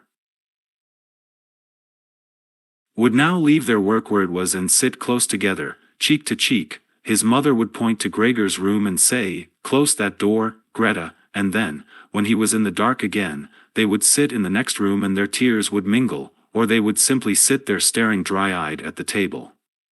Gregor hardly slept at all, either night or day. Sometimes he would think of taking over the family's affairs, just like before. The next time the door was opened, he had long forgotten about his boss and the chief clerk, but they would appear again in his thoughts, the salesman and the apprentices, that stupid T-boy, 2 or 3 friends from other businesses, one of the chambermaids from a provincial hotel, a tender memory that appeared and disappeared again, a cashier from a hat shop for whom his attention had been serious but too slow. All of them appeared to him, mixed together with strangers and others he had forgotten, but instead of helping him and his family they were all of them inaccessible, and he was glad when they disappeared. Other times he was not at all in the mood to look after his family. He was filled with simple rage about the lack of attention he was shown, and although he could think of nothing he would have wanted, he made plans of how he could get into the pantry where he could take all the things he was entitled to, even if he was not hungry. Gregor's sister no longer thought about how she could please him but would hurriedly push some food or other into his room with her foot before she rushed out to work in the morning and at midday, and in the evening she would sweep it away again with the broom, indifferent as to whether it had been eaten or, more often than not, had been left totally untouched. She still cleared up the room in the evening, but now she could not have been any quicker about it. Smears of dirt were left on the walls, here and there were little balls of dust and filth. At first, Gregor went into one of the worst of these places when his sister arrived as a reproach to her, but he could have stayed there for weeks without his sister doing anything about it. She could see the dirt as well as he could, but she had simply decided to leave him to it. At the same time she became touchy in a way that was quite new for her and which everyone in the family understood. Cleaning up Gregor's room was for her and her alone. Gregor's mother did once thoroughly clean his room, and needed to use several bucketfuls of water to do it, although that much dampness also made Gregor ill and he lay flat on the couch, bitter and immobile. But his mother was to be punished still more for what she had done, as hardly had his sister arrived home in the evening than she noticed the change in Gregor's room and, highly aggrieved, ran back into the living room where, despite her mother's raised and imploring hands, she broke into convulsive tears. Her father, of course, was startled out of his chair and the 2 parents looked on astonished and helpless. Then they, too, became agitated. Gregor's father, standing to the right of his mother, accused her of not leaving the cleaning of Gregor's room to his sister. From her left, Gregor's sister screamed at her that she was never to clean Gregor's room again, while his mother tried to draw his father, who was beside himself with anger, into the bedroom. His sister, quaking with tears, thumped on the table with her small fists, and Gregor hissed in anger that no one had even thought of closing the door to save him the sight of this and all its noise. Gregor's sister was exhausted from going out to work, and looking after Gregor as she had done before was even more work for her, but even so his mother ought certainly not to have taken her place. Gregor, on the other hand, ought not to be neglected. Now, though, the charwoman was here. This elderly widow, with a robust bone structure that made her able to withstand the hardest of things in her long life, wasn't really repelled by Gregor. Just by chance one day, rather than any real curiosity, she opened the door to Gregor's room and found herself face to face with him. He was taken totally by Surprise, no one was chasing him, but he began to rush to and fro while she just stood there, in amazement, with her hands crossed in front of her. From then on she never failed to open the door slightly every evening and morning and look briefly in on him. At first she would call to him as she did so with words that she probably considered friendly, such as, "Come on then, you old dung beetle," or "Look at the old dung beetle there." Gregor never responded to being spoken to in that way, but just remained where he was without moving, as if the door had never even been opened. If only they had told this charwoman to clean up his room every day instead of letting her disturb him for no reason whenever she felt like it. One day, early in the morning, while a heavy rain struck the window panes, perhaps indicating that spring was coming, she began to speak to him in that way once again. Gregor was so resentful of it that he started to move toward her. He was slow and infirm, but it was like a kind of attack.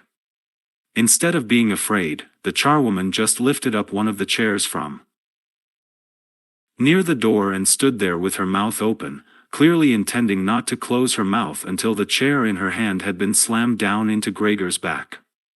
"Aren't you coming any closer, then?" she asked when Gregor turned round again, and she calmly put the chair back in the corner. Gregor had almost entirely stopped eating. Only if he happened to find himself next to the food that had been prepared for him, he might take some of it into his mouth to play with it, leave it there a few hours and then, more often than not, spit it out again. At first he thought it was distress at the state of his room that stopped him eating, but he had soon got used to the changes made there. They had got into the habit of putting things into this room that they had no room for anywhere else, and there were now many such things, as one of the rooms in the flat had been rented out to 3 gentlemen. These earnest gentlemen, all 3 of them had full beards, as Gregor learned peering through the crack in the door one day, were painfully insistent on things being tidy. This meant not only in their own room but, since they had taken a room in this establishment, in the entire flat and especially in the kitchen. Unnecessary clutter was something they could not tolerate, especially if it was dirty. They had moreover brought most of their own furnishings and equipment with them.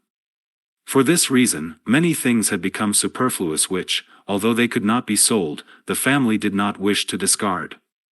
All these things found their way into Gregor's room. The dustbins from the kitchen found their way in there too.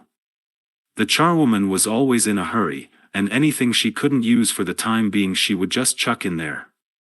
He, fortunately, would usually see no more than the object and the hand that held it. The woman most likely meant to fetch the things back out again when she had time and the opportunity, or to throw everything out in one go, but what actually happened was that they were left where they landed when they had first been thrown, unless Gregor made his way through the junk and moved it somewhere else. At first he moved it because, with no other room free where he could crawl about, he was forced to, but later on he came to enjoy it. Although moving about in the way left him sad and tired to death, and he would remain immobile for hours afterwards. The gentleman who rented the room would sometimes take their evening meal at home in the living room that was used by everyone, and so the door to this room was often kept closed in the evening. But Gregor found it easy to give up having the door open. He had, after all, often failed to make use of it when it was open and, without the family having noticed it, lain in his room in its darkest corner.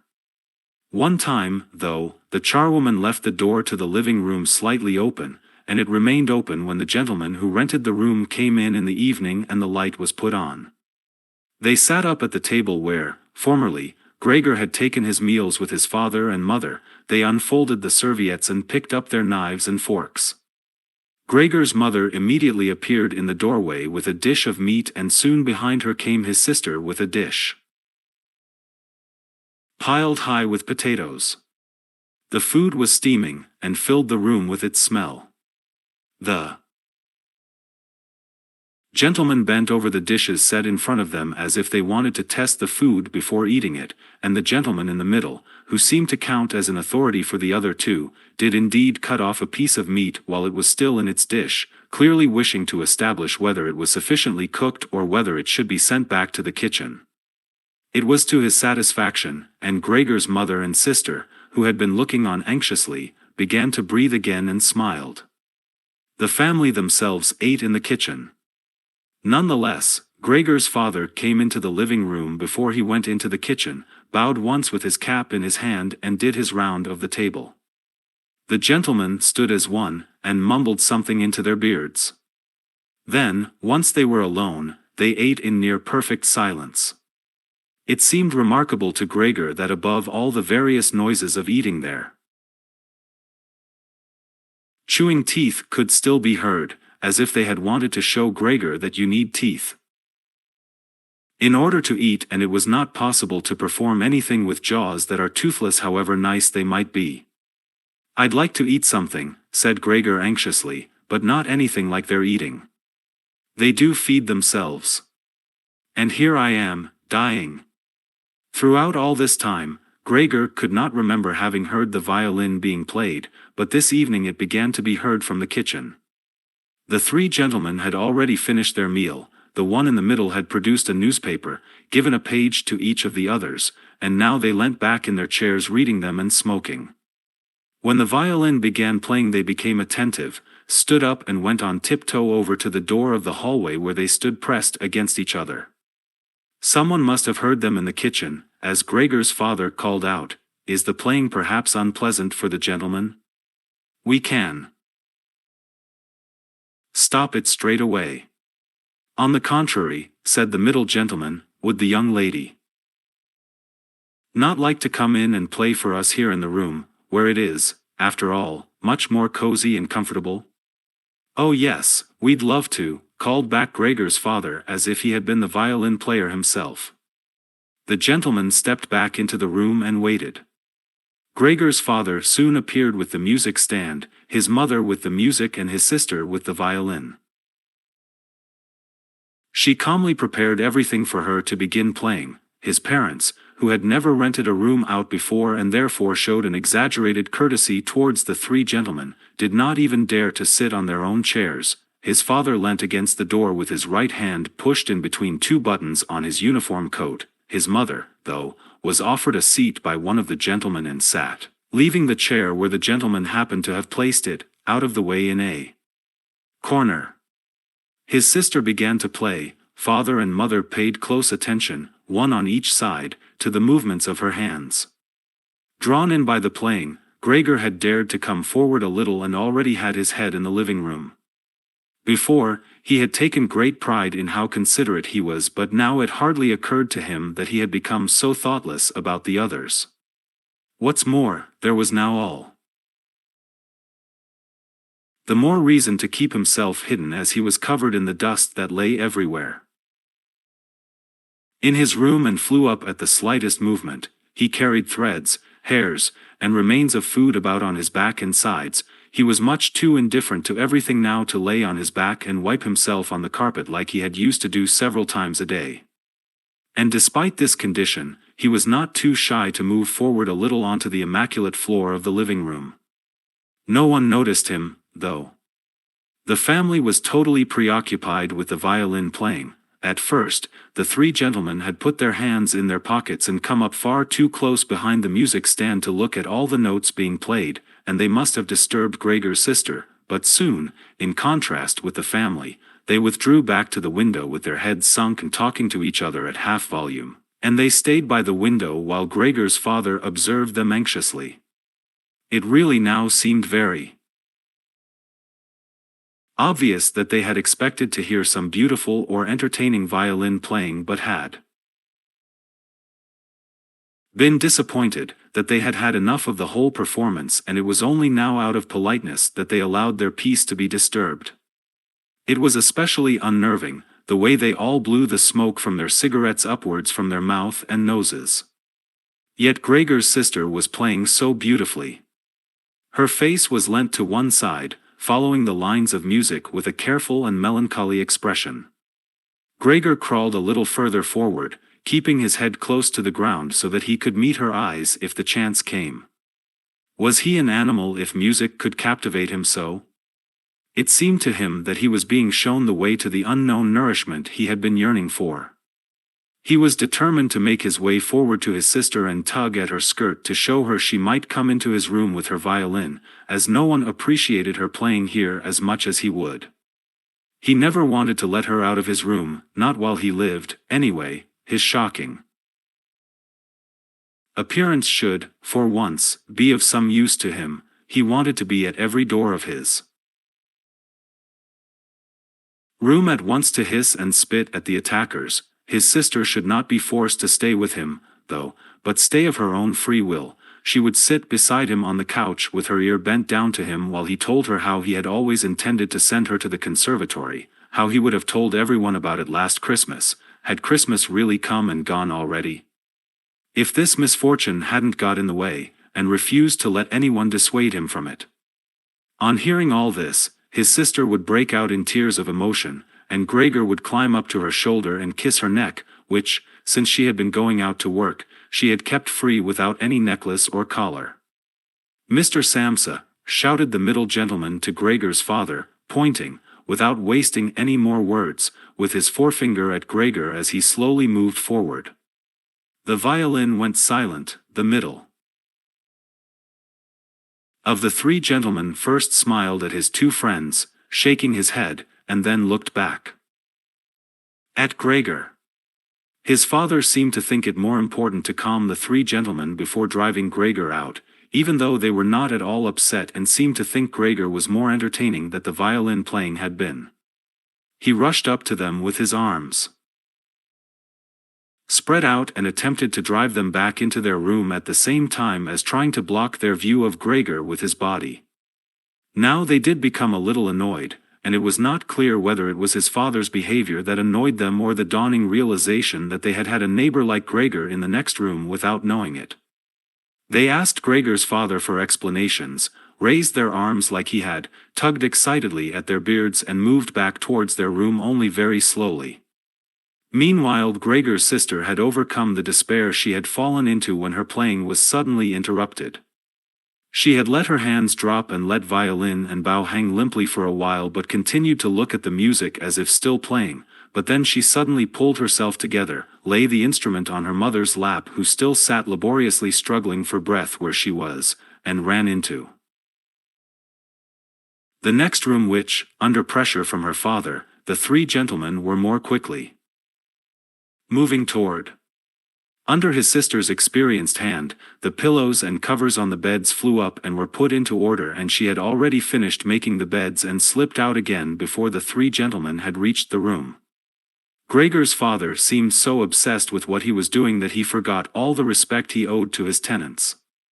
He urged them and pressed them until, when he was already at the door of the room, the middle of the three gentlemen shouted like thunder and stamped his foot and thereby brought Gregor's father to a halt. "I declare here and now," he said, raising his hand and glancing at Gregor's mother and sister to gain their attention too, "that with regard to the repugnant conditions that prevail in this flat and with this family," here he looked briefly but decisively at the floor, "I give immediate notice on my room. For the days that I have been living here I will, of course, pay nothing at all. On the contrary, I will consider whether to proceed with some kind of action for damages from you, and believe me it would be very easy to set out the grounds for such an action." He was silent and looked straight ahead as if waiting for something. And indeed, his two friends joined in with the words, "And we also give immediate notice." With that, he took hold of the door handle and slammed the door. Gregor's father staggered back to his seat, feeling his way with his hands, and fell into it. It looked as if he was stretching himself out for his usual evening nap, but from the uncontrolled way his head kept nodding it could be seen that he was not sleeping at all. Throughout all this, Gregor had lain still where the three gentlemen had first seen him. His disappointment at the failure of his plan, and perhaps also because he was weak from hunger, made it impossible for him to move. He was sure that everyone would turn on him any moment, and he waited. He was not even startled out of this state when the violin on his mother's lap fell from her trembling fingers and landed loudly on the floor. "Father, mother," said his sister, hitting the table with her hand as introduction, "we can't carry on like this. Maybe you can't see it, but I can. I don't want to call this monster my brother, all I can say is, we have to try and get rid of it. We've done all that's humanly possible to look after it and be patient. I don't think anyone could accuse us of doing anything wrong. She's absolutely right, said Gregor's father to himself. His mother, who still had not had time to catch her breath, began to cough dully, her hand held out in front of her and a deranged expression in her eyes. Gregor's sister rushed to his mother and put her hand on her forehead. Her words seemed to give Gregor's father some more definite ideas. He sat upright, played with his uniform cap between the plates left by the three gentlemen after their meal, and occasionally looked down at Gregor as he lay there immobile. We have to try and get rid of it, said Gregor's sister, now speaking only to her father, as her mother was too occupied with coughing to listen. It'll be the death of both of you, I can see it coming. We can't all work as hard as we have to and then come home to be tortured like this. We can't endure it. I can't endure it any more. And she broke out so heavily in tears that they flowed down the face of her mother. And she wiped them away with mechanical hand movements. My child, said her father with sympathy and obvious understanding, what are we to do? His sister just shrugged her shoulders as a sign of the helplessness and tears that had taken hold of her, displacing her earlier certainty. If he could just understand us, said his father almost as a question. His sister shook her hand vigorously through her tears as a sign that of that there was no question. If he could just understand us, repeated Gregor's father, closing his eyes in acceptance of his sister's certainty that that was quite impossible, then perhaps we could come to some kind of arrangement with him. But as it is, it's got to go, shouted his sister. That's the only way, father. You've got to get rid of the idea that that's Gregor. We've only harmed ourselves by believing it for so long. How can that be Gregor? If it were Gregor, he would have seen long ago that it's not possible for human beings to live with an animal like that, and he would have gone of his own free will. We wouldn't have a brother any more, then, but we could carry on with our lives and remember him with respect. As it is, this animal is persecuting us, it's driven out our tenants, it obviously wants to take over the whole flat and force us to sleep on the streets. Father, look, just look, she suddenly screamed, he's starting again. In her alarm, which was totally beyond Gregor's comprehension, his sister even abandoned his mother as she pushed herself vigorously out of her chair as if more willing to sacrifice her own mother than stay anywhere near Gregor. She rushed over to behind her father, who had become excited merely because she was, and stood up half raising his hands in front of Gregor's sister as if to protect her. But Gregor had had no intention of frightening anyone, least of all his sister. All he had done was begin to turn round, so that he could go back into his room, although that was in itself quite startling, as his pain-racked condition meant that turning round required a great deal of effort, and he was using his head to help himself do it, repeatedly raising it and striking it against the floor. He stopped and looked round. They seemed to have realized his good intention and had only been alarmed briefly. Now they all looked at him in unhappy silence. His mother lay in her chair with her legs stretched out and pressed against each other, her eyes nearly closed with exhaustion. His sister sat next to his father with her arms around his neck. Maybe now they'll let me turn round, thought Gregor, and went back to work. He could not help panting loudly with the effort and had sometimes to stop and take a rest. No one was making him rush any more, everything was left up to him. As soon as he had finally finished turning round, he began to move straight ahead. He was amazed at the great distance that separated him from his room, and could not understand how he had covered that distance in his weak state a little while before and almost without noticing it. He concentrated on crawling as fast as he could and hardly noticed that there was not a word, not any cry, from his family to distract him. He did not turn his head until he had reached the doorway. He did not turn it all the way round as he felt his neck becoming stiff, but it was nonetheless enough to see that nothing behind him had changed, only his sister had stood up. With his last glance he saw that his mother had now fallen completely asleep. He was hardly inside his room before the door was hurriedly shut, bolted and locked. The sudden noise behind Gregor so startled him that his little legs collapsed under him. It was his sister who had been in so much of a rush. She had been standing there waiting and sprung forward lightly. Gregor had not heard her coming at all, and as she turned the key in the lock she said loudly to her parents, "At last." "What now, then?" Gregor asked himself as he looked round in the darkness. He soon made the discovery that he could no longer move at all. This was no surprise to him. It seemed rather that being able to actually move around on those spindly little legs until then was unnatural. He also felt relatively comfortable. It is true that his entire body was aching, but the pain seemed to be slowly getting weaker and would finally disappear altogether. He could already hardly feel the decayed apple in his back or the inflamed area around it, which was entirely covered in white dust. He thought back of his family with emotion and love. If it was possible, he felt that he must go away even more strongly than his sister. He remained in this state of empty and peaceful rumination until he heard the clock tower strike 3 in the morning. He watched as it slowly began to get light everywhere outside the window too. Then, without his willing it, his head sank down completely, and his last breath flowed weakly from his nostrils.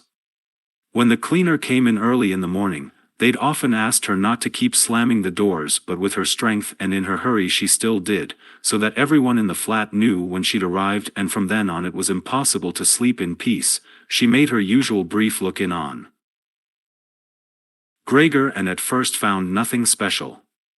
She thought he was laying there so still on purpose, playing the martyr. She attributed all possible understanding to him. She happened to be holding the long broom in her hand, so she tried to tickle Gregor with it from the doorway.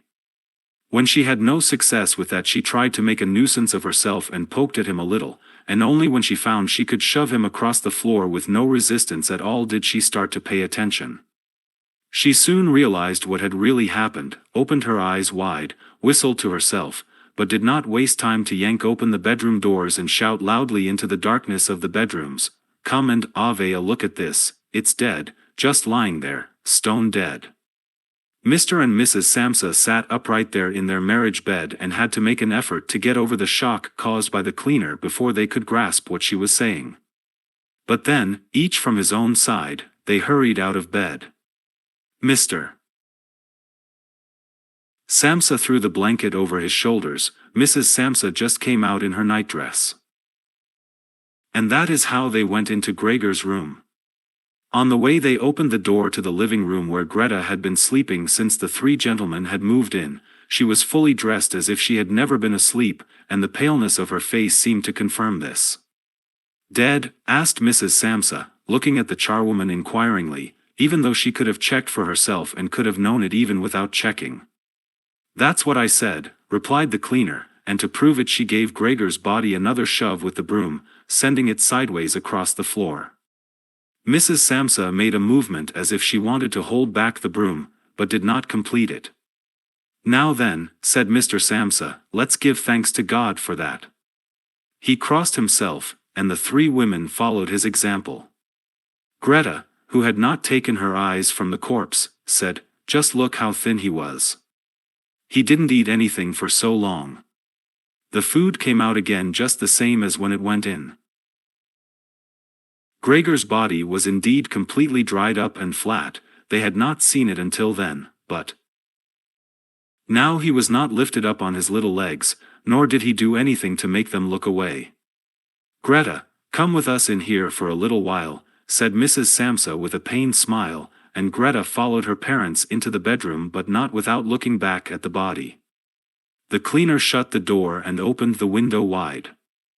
Although it was still early in the morning, the fresh air had something of warmth mixed in with it. It was already the end of March, after all. The three gentlemen stepped out of their room and looked round in amazement for their breakfasts, they had been forgotten about. "Where is our breakfast?" the middle gentleman asked the cleaner irritably. She just put her finger on her lips and made a quick and silent sign to the men that they might like to come into Gregor's room. They did so, and stood around Gregor's corpse with their hands in the pockets of their well-worn coats. It was now quite light in the room. Then the door of the bedroom opened and Mr. Samsa appeared in his uniform with his wife on one arm and his daughter on the other. All of them had been crying a little. Greta now and then pressed her face against her father's arm. "Leave my home now," said Mr. Samsa, indicating the door and without letting the women from him. "What do you mean?" asked the middle of the three gentlemen, somewhat disconcerted, and he smiled sweetly. The other two held their hands behind their backs and continually rubbed them together in gleeful anticipation of a loud quarrel which could only end in their favor. "I mean just what I said," answered Mr. Samsa, and, with his two companions, went in a straight line towards the man. At first, he stood there still, looking at the ground as if the contents of his head were rearranging themselves into new positions. "All right, we'll go then," he said, and looked up at Mr. Samsa as if he had been suddenly overcome with humility and wanted permission again from Mr. Samsa for his decision. Mr. Samsa merely opened his eyes wide and briefly nodded to him several times. At that, and without delay, the man actually did take long strides into the front hallway. His two friends had stopped rubbing their hands some time before and had been listening to what was being said. Now they jumped off after their friend as if taken with a sudden fear that Mr. Samsa might go into the hallway in front of them and break the connection with their leader. Once there, all three took their hats from the stand, took their sticks from the holder, bowed without a word and left the premises. Mr. Samsa and the two women followed them out onto the landing, but they had had no reason to mistrust the men's intentions, and as they leaned over the landing they saw how the three gentlemen made slow but steady progress down the many steps. As they turned the corner on each floor they disappeared and would reappear a few moments later.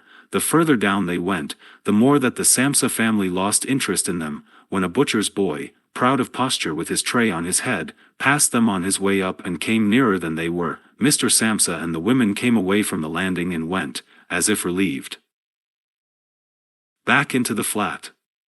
They decided the best way to make use of that day was for relaxation and to go for a walk. Not only had they earned a break from work, but they were in serious need of it.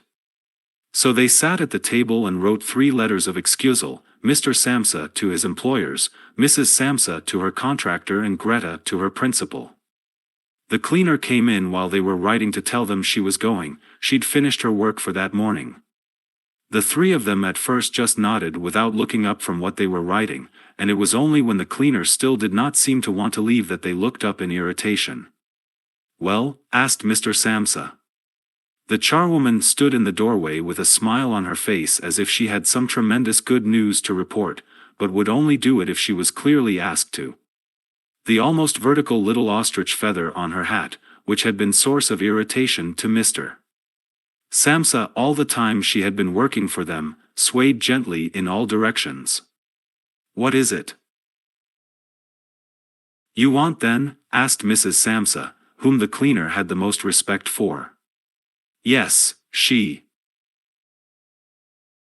answered, and broke into a friendly laugh that made her unable to speak straight away. "Well then, that thing in there, you needn't worry about how you're going to get rid of it.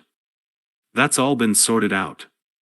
Mrs. Samsa and Greta bent down over their letters as if intent on continuing with what they were writing. Mr. Samsa saw that the cleaner wanted to start describing everything in detail, but, with outstretched hand, he made it quite clear that she was not to.